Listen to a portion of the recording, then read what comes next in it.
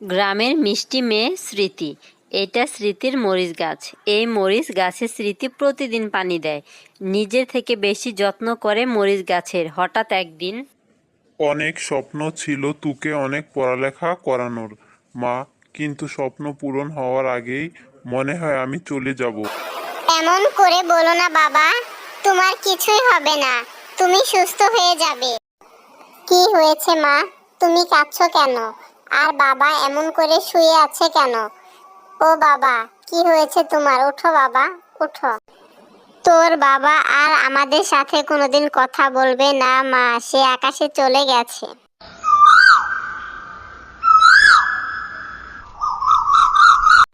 এই পুকুর পাড়ে স্মৃতি বাবা মা একসাথে কত গল্প করেছে, আনন্দ করেছে, মাছ ধরেছে।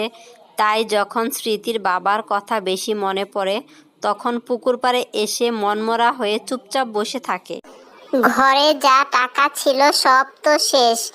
চল তোর খালার বাড়ি গিয়ে দেখি কিছু টাকা ধার আনতে পারি নাকি।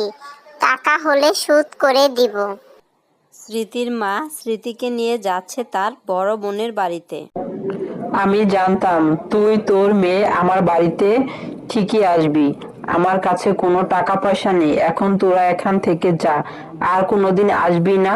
অপয়া স্বামী খেয়েছিস, এখন কি আমাকে খাবি? যা, রাস্তায় মা মেয়ে ভিক্ষা কর, অনেক টাকা পাবে। স্মৃতির খালা কোনো কথা বলার সুযোগ দিল না, দূর দূর করে বাড়ি থেকে তাড়িয়ে দিল। চল মা, আমরা নদীতে ঝাঁপ দিয়ে তোর বাবার কাছে চলে যাই। এসব কি বলছো মা? আত্মহত্যা মহাপাপ। বাবা যেখানে আছে আমাদের দোয়া করছে। আমার মরিচ গাছে অনেক মরিচ ধরেছে।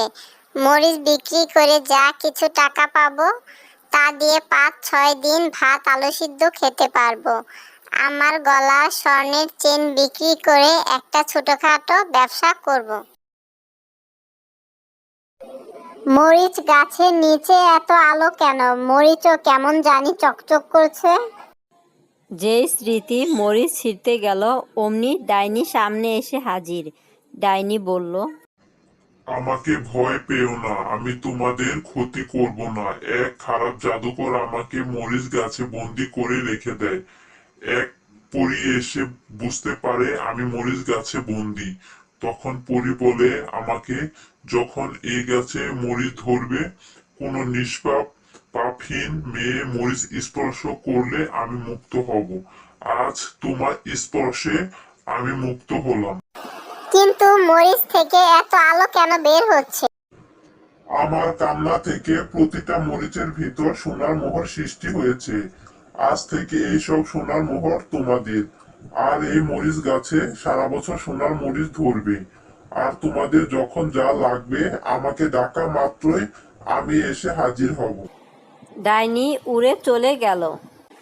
মরিচ থেকে পাওয়া সোনার মোহর আর যখনই যা লাগে ডাইনি এসে সঙ্গে সঙ্গে দিয়ে যায়। স্মৃতিকে নিয়ে স্মৃতির মা সুখী জীবনযাপন করতে লাগলো।